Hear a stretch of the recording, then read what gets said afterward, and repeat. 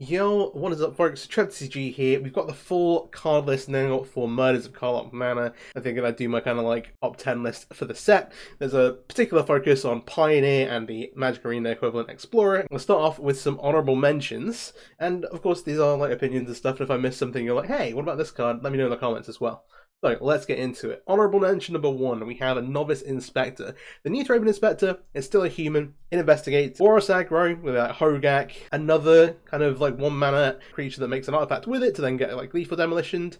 Pretty strong. And then also another enabler for like blue-white in Soul, kind of blue-white artifact based aggro. I'm just gonna go through these fairly quickly. Next up, we've got Illicit Masquerade. This is a sweet one I wanted to kind of like mention, even though it's not on my list. But 3 in a black enchantment with flash, enter the battlefield, put an imposter counter on each creature you control. Whenever a creature you control with an imposter counter on it dies, exile it, and then return up to 1 other target creature card from your graveyard to the battlefield.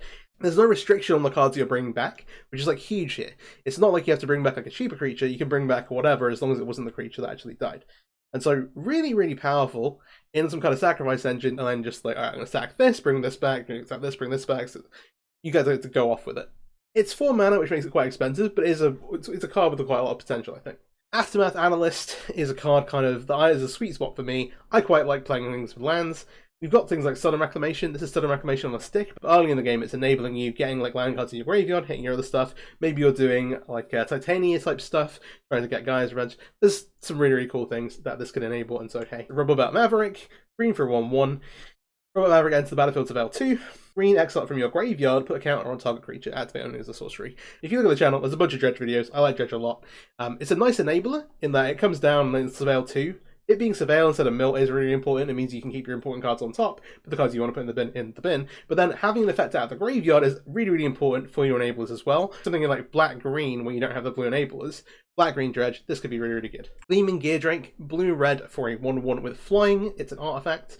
Enter the battlefield, investigate, so you're getting a clue already, which you can sacrifice, because there's another ability. Whenever you sacrifice an artifact, put up a Psalm counter on Gleaming Geardrake. There's a bunch of different blue-red artifact cards. If you take on Arena, you've got things like Shrapnel Blast. There are a bunch of cards kind of like synergize with this, and so Gleaming Geardrake is a cool one there. You can see some personal biases coming through here as we kind of get to the end of the honorable mentions list. World Soul's Rage is a really, really sweet card. X red green sorcery deals X damage to any target, but then you get to put X land cards from your hand and or graveyard onto the battlefield tapped.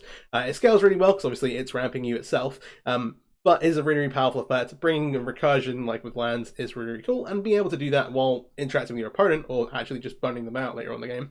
It's like early this could be like, oh, I'm just gonna like do some damage to a creature, bring back some lands. Later on you've got a bunch of lands in play, just like, cool, I'm gonna fireball you. It's sweet. And now we get into the actual top 10. First card here, very, very sweet, No More Lies. White-blue for an instant, counter-attack spell unless its controller pays 3. If that spell was countered this way, exile it instead of putting it into its owner's graveyard. We have Mana Link. It does cost you white and blue, which makes it significantly more costly. Not only like, hey, you need to be in white and blue, but you also need those specific colors untapped, which can be costly in terms of your life total, or in terms of the number of tap lands you play in your deck. There are a bunch of really, really cool lands in blue-white at the moment, especially with some of the new ones we just got as well, and so it limits you a little bit there. The ability to exile, though, making this, like, in theory, better card than Mana Link, really, really good. Blue-White's in a very, very strong place in Pioneer Export at the moment. I think it's only getting better with this, and we'll see exactly how many you actually end up wanting to play, but seems very, very good. Number 9, Doorkeeper Thrall. 1 and a white for a 1/2 with flash and flying. Artifacts and creatures enter the battlefield that don't cause abilities to trigger. We have a few of these kind of effects, like Hushwing Griff type things floating around in the Pioneer Explorer formats. This one, though, having flash is really, really important. You actually get, rather than your opponent getting to like hold their resources until they deal with a creature in play, you just get to hold this and say, all right, cool. You're going to go for it. I get to play my card. Turns your stuff off, gets the cards out of your hand. Nice. If you kill this later on, that's fine, but you get to initially like get the cards out of the hand rather than having to put it into play first. You don't want to hold it up all the time, but you can just flash it in and just have it in play if need be. But to be able to get that surprise factor is really, really strong. Ardred's Charm. Green has been in a weird place, obviously, with the banning of Khan, the great creator, but this is a pretty, really sweet card. Green, green, green instant, which is, you know, 3 mana is expensive. You've got trolls and things in the deck. It's competing with slots. But search your library for a creature or land card and reveal it. Put it onto the battlefield tapped if it's a land card, otherwise put it into your hand, then shuffle. Or put a personal counter on a creature you control, it does damage to a creature you don't control.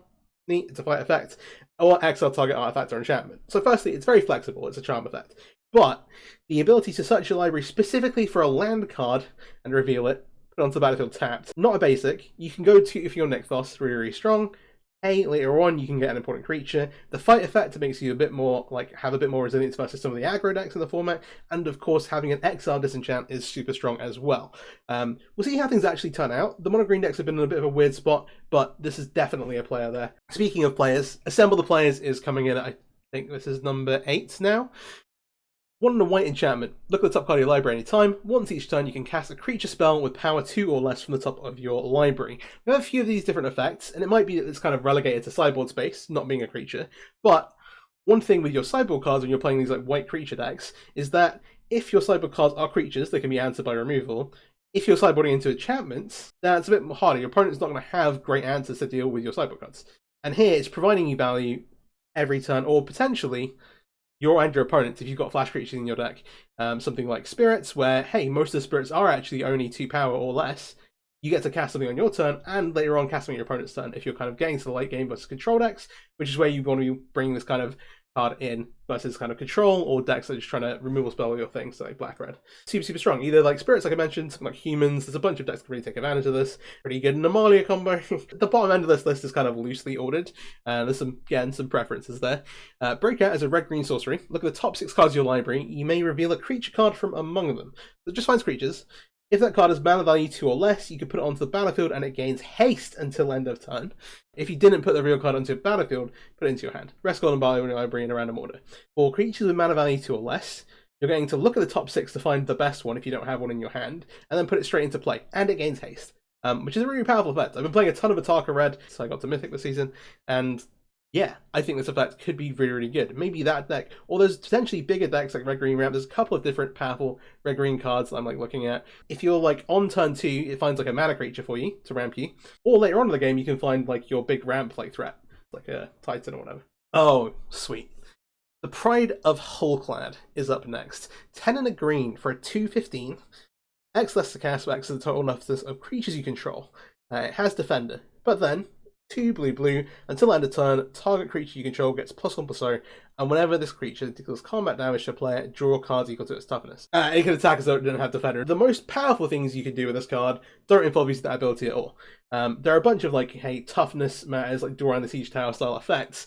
In particular, one which I'll show in a second in Assault Formation, but there are lots of 1 mana, like, not actually walls, but like X creatures, 05, 06s, so you can play this as early as turn 3. In Modern, you can actually play it on turn 2 with Wall of Roots and actually attack on turn 3. But this is actually like a really, really big threat, and with something like Assault Formation, which is 1 and a green from Dragons of Tarkir, each creature you control assigns combat damage equal to its toughness. And then this also has the built-in ability to pay green to give a creature with Defender the ability to attack. Pretty sick. Next up, we have Delny Streetwise Lookout.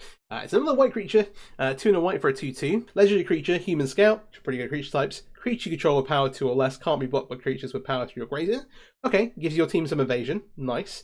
But if an ability of a creature you control with power 2 or less triggers, that ability triggers an additional time. Things like Thalia's Lieutenant, which then, I guess, kind of negates the first ability, but you're getting so much power it doesn't really matter that much. Things like Thraben Inspector, or the new one that we mentioned earlier. There's a bunch of ways you can kind of trigger this in white and then also white-green creature decks, depending on which way you want to go. There's a bunch of ways to take advantage of the double triggers here, and at 3, where you can collect a company into it, it could lead to some pretty generous stuff. I'm pretty excited about this card, both in something like, hey, I'd be interested in trying it and seeing if it could be like a 1 or 2 of the humans, but actually building around it as well in something like Green, White, or Abzan Company could be really, really cool. I'm going to put in the land cycle. So this is a full land cycle as well, a full 10, which we don't normally see. Normally we see like half a cycle, but a full 10 of ally and enemy lands. Commercial District, here's the green-red one. It does have the basic land types on it, so mountain forest, so for example the blue-white one would have Plains Island, etc. They come into play tapped, but you do get to Surveil. And so we've had Scry lands around for a while. Not only is Surveil better than Scry, 99% of the time, sometimes you see a card that you want to have in your library still because it's critical to a combo piece, but you just play Scry lands instead in that case. Being able to do kind of basic land type things with these, having them enable things like leyline binding, super great.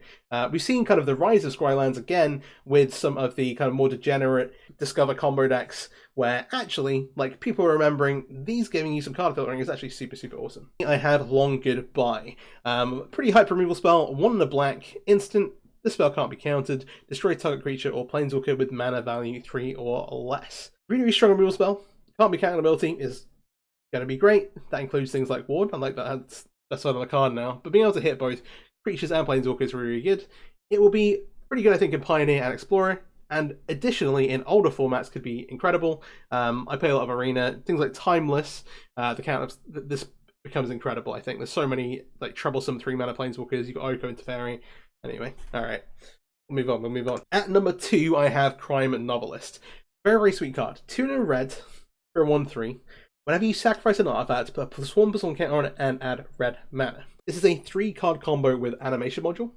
Animation Module says, whenever 1 or more +1/+1 counters are put on a permanent you control, you may pay colorless. If you do, make a 1/1 colorless servo artifact creature token. And then all you need is a sacrifice outlet for either creatures or artifacts. You go infinite, you make a huge Novelist. There are a bunch of different sacrifice outlets you can play, but this makes a pretty awesome 2 and a bit card combo. I say 2 and a bit, you need 2 specific cards, one of which is a 1-mana artifact, there's a 3-mana creature. There's some pretty cool things you can do to kind of like find those, and then a number of different sacrifice outlets that you can use, similar to kind of how the Amalia combo deck, hey, you need a gain life source. This is another combo that kind of has made its way into the Pioneer format. Pretty sweet. I'm going to definitely be messing around with this a ton.